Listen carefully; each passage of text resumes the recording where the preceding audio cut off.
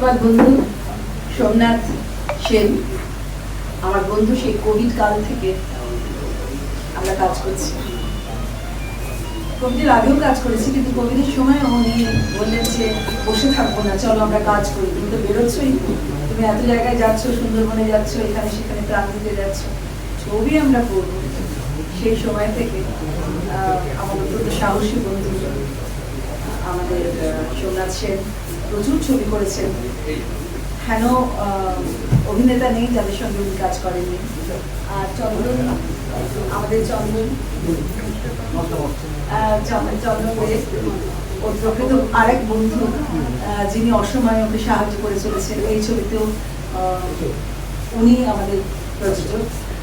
সৃজা আমাদের আমাদের পরিবেশক। আর রয়েছে বিশ্বজিৎদার এই দুটো ছবিতে আমার পেয়ে রয়েছে। তো আগের ছবিতে ভীষণ ভালো অভিনয় করেছেন আমার নগর দর্পণে, খুব ভালো অভিনয় করেছেন। আর আমার আরেক বন্ধু, সব বন্ধুদের ছবি এখানে, শান্তনা, তারপরে প্রতিষ্ঠান, আর তাপস, ওরা তো রয়েছে আমাদের অ্যাসিস্ট্যান্ট ডিরেক্টর। খুব ভালো করে ছবিটা হয়েছে। আরো ভালো লাগছে আপনাদের সঙ্গে একটা শেয়ার করি। এবারে আমি টালিগঞ্জ কনস্টিটিউয়েন্সির প্রার্থী ছিলাম, জিতে গেছি এখন, কিন্তু যখন প্রার্থী ছিলাম, যখন আমি ক্যাম্পেনিং করছি, এরকম বহু মহিলা ম্যাক্সি পরে, বাড়ির পোশাক পরে, একটা ওড়না জড়িয়ে আমার কাছে কাঁদতে কাঁদতে এসে বলছে, একটা কিছু করুন না দিদি, একটা কিছু করুন যাতে এখানে আপনারা যেন কাজ জোগাড় করতে পারেন। আমার একটা মাত্র বাচ্চা কোথায় থাকে জানেন তো, কি পোস্ত খেতে ভালোবাসে, ওখানে পোস্ত পাওয়া যায় না। এরকম অনেক মানুষ আমার কাছে এসে তাদের সন্তান নেই এখানে শুধু চাকরির জন্য। এই পশ্চিমবঙ্গে চাকরি নেই, যা চাকরি ছিল গত প্রায় 20 বছর যাবত এখানে কোনো ভালো করে পড়াশোনা করছে কিন্তু চাকরি নেই। সেই মানুষগুলোর আমার তখনই মনে পড়ে যাচ্ছিল, কারণ এই শুটিংটা আমার ক্যাম্পেইনের আগে, আমার তখনই মনে পড়ে যাচ্ছিল আমার বন্ধু সোমনাথ সেন এর উপরে একটা ছবি লিখেছে, পাখির বাসা। খড়কুটো নিয়ে আসে এবং পাখিরা উড়ে যায়, যে মা পাখিরা নিয়ে আসে, সেই পাখিরা উড়ে চলে যায়, আর পাখি একবার উড়ে চলে গেলে আর আসতে চায় না। তাই প্রথমেই আমি আমার অনারেবল চিফ মিনিস্টার, আমাদের মাননীয় মুখ্যমন্ত্রী বলেছিলাম, এমন একটা কিছু করুন। যখন আমরা জিতে গেলাম, আমি বলেছিলাম এমন একটা কিছু করুন যাতে এইখানে ছেলেরা যেন এইখানেই থাকে, তারা যেন উড়ে না যায়।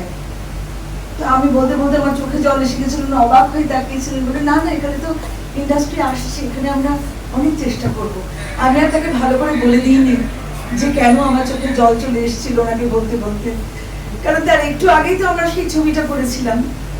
একটু আগেই আমার কাছে কত বাবা এসে বলছেন, এক বয়স্ক ভদ্রলোক, বেশি বয়স্ক নয়, আমাদের মধ্যে প্রায় হয়তো একটু বড়, এসে বলছেন, জানেন তো ভাই, আমার ছেলে 3 বছর হলো ফিরছে না। সে কি, কেন? বলে জানি না, বোধহয় কোনো মেয়ে বিয়ে করেছে বা যাই হোক, ফেরে না, আর টাকা পাঠায়, চুপ করে রইলেন।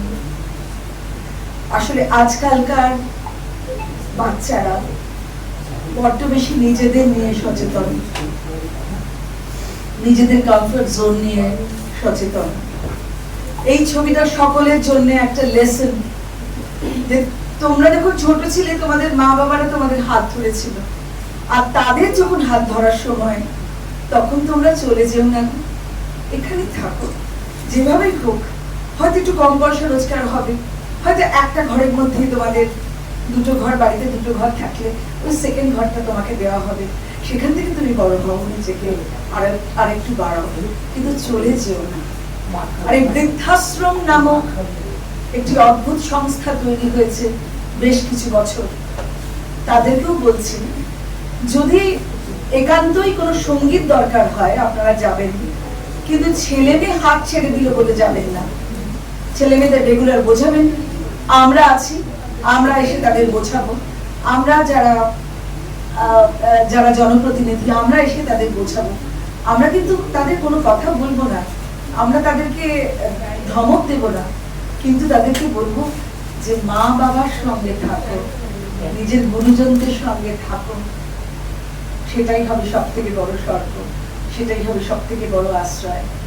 আমার এই ছবির সমাধান কিন্তু অন্য, সেও এক অন্য, সেটা আপনারা দেখবেন।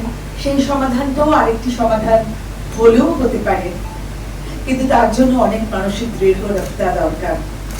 Thank you. ধন্যবাদ বন্ধু। একটু যাবো।